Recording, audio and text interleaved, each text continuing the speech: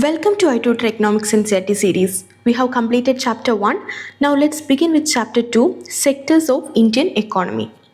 In economics, the activities people do to earn money are grouped into 4 sectors. What are they? Yes, primary sector, secondary sector, tertiary sector, and quaternary sectors. Today, let us first understand the primary sector. This is the sector where goods are produced by directly using the natural resources. For example, cultivation of cotton. Cotton grows during a crop season, and for this we depend mainly on the natural factors like rainfall, sunshine, and climate. So the output cotton is a natural product. In the same way, dairy depends on the biological process of animals and the availability of fodder. The product here is milk, which is also a natural product. Minerals and ores too are taken directly from the nature. So whenever we produce goods by directly using natural resources, we call it an activity of the primary sector. It is called primary because it forms the base for all other products that are made later. Since most of these activities are related to agriculture, dairy, fishing and forestry, this sector is also known as agriculture and allied sector or agriculture and related sectors. We saw that primary sector uses natural resources directly, but the story does not end here. The products from the primary sector are often changed into other forms before we can use them. This is where the secondary sector comes in. In this sector, natural products are processed and manufactured into new goods. For example, cotton from farm is spun into yarn and woven into clothes. Sugarcane is used to make sugar, and clay is used to make bricks, which are then used for houses.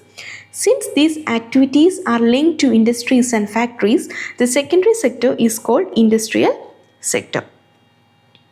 After primary and secondary sectors, we have the third sector, that is called tertiary sector. This sector is different because it does not produce goods directly. Instead, it provides services that support the production and distribution of goods. For example, transport helps move goods, banking provides money, communication connects people, and trade makes goods available in shops. Since this sector mainly provides services rather than goods, it is also called service sector. The service sector also includes many other essential services that may not directly support the production of goods but are very important for our daily lives. For example, teachers, doctors, and those who provide personal services such as washermen, barbers, cobblers, lawyers, and people do administrative and accounting works. In recent times, new services based on information technology have also become important. These include internet cafes, ATM booths, call centers, software companies, etc. So, together, all these services shows that tertiary sector has become a key part of modern life. Now, in your NCERT, only 3 sectors are mentioned: primary, secondary, and tertiary. But for higher studies, especially for UPSC, we should also learn about quaternary sector. The quaternary sector is a part of the service sector, but it deals with the knowledge-based services. These include education, research, information technology, consultancy, financial planning, and media, as I told you earlier.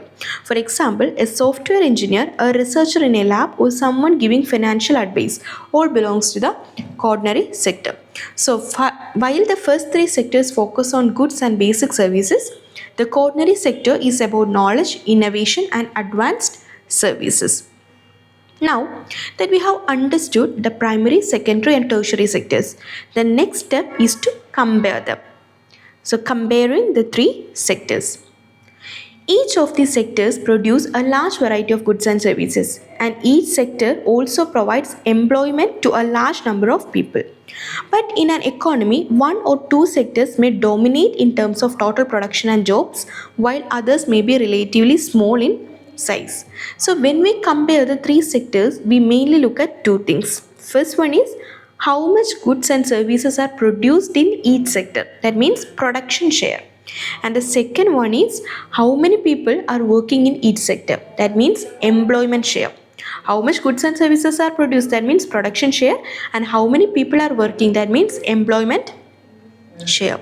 This helps us understand which sector is more important in the economy at a given time.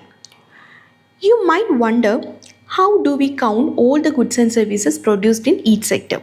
How do we count the various goods and services and know the total production in each sector? With thousands of different products like cars, computers, nails, furnitures, etc., it seems impossible to just add them. You are right, adding the quantities doesn't make sense. Economists solve the problem by using the value of goods and services instead of their physical numbers. They are using the value of goods and services instead of physical numbers. For example, if 10,000 kgs of wheat is sold at rupees 8 per kg, what is its value? How can you calculate the value?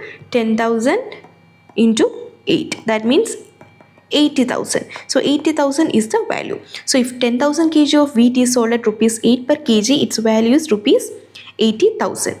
Now if 5,000 coconuts are sold at rupees 10, their value is rupees 50,000. Similarly, the total value of goods and service produced in the primary, secondary and tertiary sectors is calculated. Adding these values gives us the total production in each sector. One important thing to remember, when calculating the total production of an economy, we only count the final goods and services, not everything that is produced and sold. For example, a farmer sells wheat to a flour mill at rupees 8 per kg. The mill grinds the wheat into flour and sells it to a biscuit company at rupees 10 per kg. The biscuit companies make biscuit using the flour, sugar and oil and sells 4 packets for rupees 60 to consumers. Here, the biscuits are the final goods, the goods that reach the consumer. Why count only final goods? Yes, wheat and flour are intermediate goods. Intermediate goods means they are used to make the final product. So the final value or value of the final goods are already included in the value of the value of final goods already includes the value of all intermediate goods like flour and wheat. If we count wheat and flour separately, we would be double counting the same values multiple times. Not that point, double counting. We will be double counting the same value. So to measure total production correctly, we include only the value of final goods and services. The value of final goods and service produced in each sector during a year gives the total production of that sector. When we add the production of primary, secondary and tertiary sectors, we get the gross domestic product of that country. We get the GDP of that country. Do you know what is meant by GDP? Yes, GDP is the total value of all final goods and services. Note that word, final goods and services produced in an economy within a country in an year. GDP is the total value of all final goods and services produced within a country in an year. Or GDP is the total value of all final goods and services produced within an economy in a year. Okay. Now, in the past 100 years, developed countries have seen another shift from secondary to tertiary sector. The service sector has now become the most important in terms of total production. Most people in these countries are employed in services like IT, education, healthcare and trade. So the pattern moving from primary to secondary to tertiary is generally observed in developed countries. It shows how economies evolve over time, with services becoming increasingly important as countries developed. Now, over the 30 years between 1973 and 2003, production in all three sectors in India has increased, but it increased the most in tertiary sector. By 2003, tertiary sector became the largest producing sector in India. Why is the service sector becoming so important? Yes, there are several reasons. First reason is that basic services. Every country needs services such as hospitals, schools, post, telegraph offices, police stations, etc. In a developing country like India, the government provides many of these services. And the second reason is support for other sectors. As agriculture and industry develop, there is more demand for services like transport, storage and trade. And third reason is rising income levels. When people earn more, they demand services such as eating out, tourism, shopping, private schools, and so on. This is particularly visible in cities. And fourth reason is new services. Over the past decades, IT and communication based services have become essential and their production is growing rapidly. In short, tertiary sector is becoming most important because it supports other sectors, fulfills basic needs and meets new demands of a developing and modern economy. However, it's important to remember that not all parts of the service sector are growing equally. The service sector in India includes many types of jobs. At one end, there are highly skilled and educated workers like IT professionals, doctors, and bankers. At the other end, there are workers in small shops, repair services, transport, and similar jobs. These people often earn very little and work in these jobs because they have no alternative employment opportunities. So, even though the service sector is becoming more important overall, only a part of it is growing rapidly. A remarkable fact about India is that while the share of the three sectors in GDP has changed over time, the same shift has not happened in employment. Even in the year 2000, the primary sector still employed the largest number of people. Why didn't employment shift out of primary sector? Because the first reason is limited job creation in other sector. Industrial output increases 8 times, but employment in industries increased only 2.5 times. Similarly, production in service sector rose to 11 times, but employment there grew less than 3 times. In simple words, even though industry and services are producing much more, they don't provide enough jobs for people moving out of agriculture. As a result, more than half of India's workers are still in the primary sector, mainly in agriculture. But this sector produces only about a quarter of the GDP. In contrast, secondary and tertiary sector produce 3/4 of GDP but employ less than half of the people. Does this mean agriculture workers are not working hard?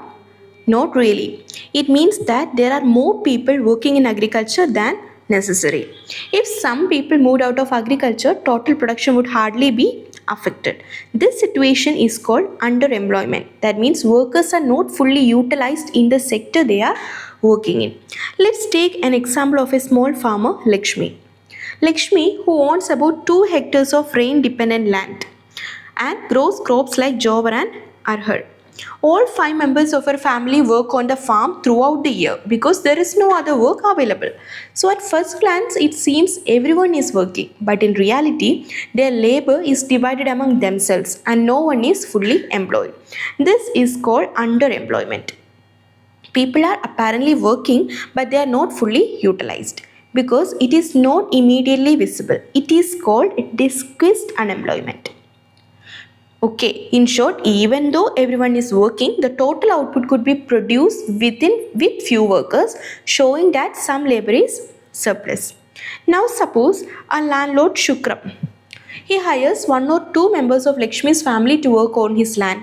Lakshmi's family earn extra income as wages. Since not all 5 members are needed on her small pot, production on their own farm remains the same. What if the 2 family members move to work in a factory? Yes, their family's income will increase. Agriculture production on Lakshmi's farm does not decrease because fewer workers are still enough to manage the land. So the point is, even if many people leave agriculture to work elsewhere, agricultural output will not fall and people's overall income will rise. This shows the potential benefit of moving labor from agriculture to other sector where it can be more productive. So underemployment is not limited to agriculture. It can happen in other sectors too. In urban areas, there are thousands of casual workers. There are thousands of casual workers in the service sector. They work as painters, plumbers, repair persons and other odd jobs. Many of them do not find work every day. Similarly, people selling goods on the street or pushing carts may work all day but earn very little. Why does this happen? Yes, they perform this work because they have no better employment opportunities. In short, underemployment exists wherever people are working but their labor is not fully or efficiently used, whether in agriculture, industry or services. Now, how can we create more employment? How to create more employment? Let's go back to Lakshmi and her 2-hectare independent land. If the government spends money or a bank provides a loan to construct a well, Lakshmi can irrigate the land.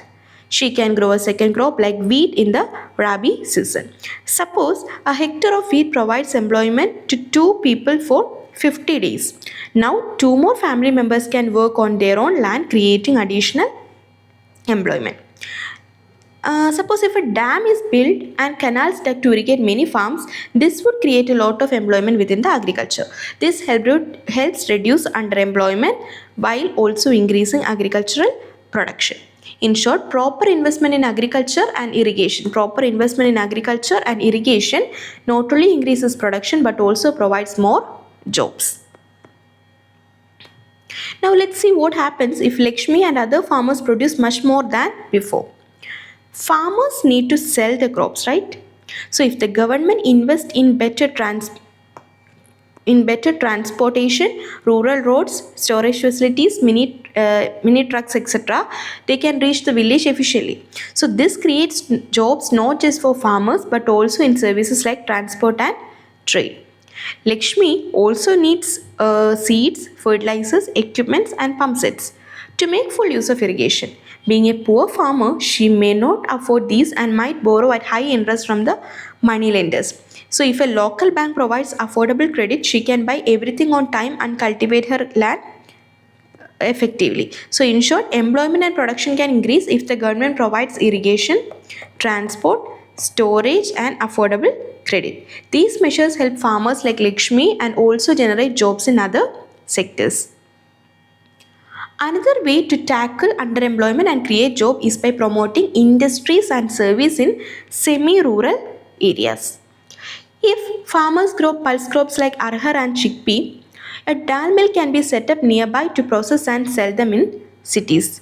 Also, opening cold storage helps store products like potatoes and onions, allowing farmers to sell when prices are better. In villages near forest, honey collection centers can be established for selling wild honey. Industry that processes vegetables and fruits can be set up, generating employment locally instead of in big cities. And also education, if we talk about education and health sector, if children are to attend schools, we need more buildings, teachers and staffs. A planning commission study estimates that nearly 20 lakh jobs can be created in education alone. To improve health, more doctors, nurses, health workers, etc. are needed in rural areas. In short, by promoting local industries, services, education and health, we can create jobs and address important aspects of development simultaneously. Now, every state or region has its own potential to create income and jobs. Some regions may have tourism potential, like historical sites or natural attraction. Others may have regional crafts industries that can be promoted. New services like IT can also generate employment. Many of these opportunities require proper planning, infrastructure and support from the government. For example, the Planning Commission study estimates that by improving tourism, we could create more than 35 lakh jobs every year. In short, identifying regional strengths and supporting them can increase both income and employment locally, helping overall development. Now let's look at some short-term solution for employment. While many strategies for creating jobs takes time, the government has also introduced quick measures to provide work immediately. National Rural Employment Guarantee Act of 2005. This law guarantees 100 days of work per year to every adult in need of work in rural areas. If the government cannot provide the work, it must pay unemployment allowances. Preferences is given to work that helps increase agriculture production or improves land and water resources. So the key idea of NREGA is to provide immediate employment and income for rural people while also helping in long-term development through productive work. Now, division of sectors as organized and unorganized. We are dividing sectors into two, organized and unorganized sectors. Organized sector. It includes workplaces where employment terms are regular and secure. These enterprises are registered with the government and follows laws such as Factory Law, Minimum Wages Act, Payment of Gratuity Act, Shops and Establishment Act, etc. Even self-employed people in this sector must register and follow rules. Benefit for workers in this organized sectors are security, fixed working hours and overtime pay, paid leave and holiday, provident fund and gratuity, medical benefits and a safe working environment, pension after retirement, etc. What about unorganized sector? Their characteristics are they are small and scattered units largely outside government control. Rules and regulations exist but are often not followed. Jobs are low paid, irregular and insecure. No provisions for overtime, paid leave, holiday or sick leave. Workers can be asked to leave without any reason, especially in low demand seasons. How to protect workers in the unorganized sector? So, why protection is needed? Yes, organized sector jobs are very few and grow slowly. Many companies shift to unorganized sector to escape laws and taxes. Unorganized workers face low wages, irregular income and no job security or benefits. Since 1990s, many people who lost jobs in organized sector have been pushed into unorganized sector jobs. Therefore, workers need both employment and protection. Now, who are these vulnerable groups? Yes, in rural areas, landless agricultural labor, small and marginal farmers, sharecroppers and artisans belong to these vulnerable groups. They need support through timely seeds, fertilizers and credit at low interest, storage and marketing facilities. In urban areas, workers in small-scale industries, casual workers in construction, trade, transport, etc. are vulnerable groups. They need support through easy access to raw materials, help in marketing their products, protection against sudden job loss, and so on. So, most workers in the unorganized sectors come from scheduled caste, tribes, and backward communities. Along with low pay and insecurity, they also face social discrimination. Protecting them is important not just for economic growth but also for social justice. So creating jobs is important, but equally important is protecting the dignity, income and rights of these workers who form the backbone of our economy. Now sectors in terms of ownership, public and private sectors. The classification is based on who owns the asset and who provides the service. That means another way of classifying economic activities into sectors could be on the basis of who owns asset and who is responsible for the delivery of these services. In public sector, the government owns most of the assets and provides all the services. What about in private sector? Ownership of assets and delivery of service is in the hands of private individuals or companies. For example, railways, post office, LIC and so on. The government uses money from the taxes to run these services because they are essential for everyone. In private sector, activities in the private sector are guided by the motive to earn profit. For example, Tata Iron and Steel Company, Reliance Industries Limited, Infosys, they all are private sector companies. They provide services or products but usually charge a high price to earn profit. Now let's look at a simple comparison. Some of these need spending large sum of money which is beyond the capacity of private sector. Also collecting money from thousands of people who use these facilities is not easy. For example, examples are construction of roads, bridges, railways, harbours, generating electricity, providing irrigation through dams, etc. Thus, government have to undertake such heavy spending and ensure that these facilities are available for everyone. Why public sector is needed? Yes, because of private sector's motive. Private companies mainly work for profit. If we want their service, we must pay money. And for public sector's motive is government's purpose is not only profit but also public welfare. They raise money through taxes and spend it on service for everyone. Why government must spend? Yes, some activities need huge investment. For example, to build dams, railways, bridges, harbours, big electricity projects, etc. Private sectors either cannot afford or will charge very high prices. So collecting money from lakhs of people using these facilities is also difficult. So, the government steps in to provide these facilities at reasonable rates. This ensures that everyone benefits, not just the rich. Why government supports some activities? First thing is private sector's limitation. Private companies want profit. If they sell things at the actual production cost, the price may become too high. For example, electricity. If sold at full cost of generation, many small factories cannot afford it and may shut down. And the second thing is government's role. Government supplies electricity at a lower affordable rate. It bears part of the cost to keep industries running and protect jobs. And the third one is example of food. Government buys wheat and rice from farmers at a fair price and stores it in the godown. Sell it to the consumer at cheaper rates through ration shops. So the key idea is government supports both producers and consumers by sharing the cost. And government's primary responsibility is government buy crops from farmers at a fair price, ensures farmers don't face loss. Government sells this to consumers at low price, ensures that poor families can eat. Now, there are a large number of activities which are primarily responsible of the government. The government must spend on this. Providing health and education facilities for all is one example. We have discussed some of these issues in the first chapter. Running proper schools and providing quality education, particularly elementary education, is the duty of the government. India's size of illiterate population is one of the largest in world. Similarly, we know that nearly half of India's children are malnutrition and a quarter of them are critically ill. We have read about infant mortality rates. Infant mortality rate of Orissa or Madhya Pradesh is higher than that of poorest regions of the world, such as African countries. Government also needs to pay attention to aspects of human development such as availability of safe drinking water, housing facilities for the poor, and food and nutrition. It is also the duty of government to take care of the poorest and most ignored regions of the country through increased spending in such areas.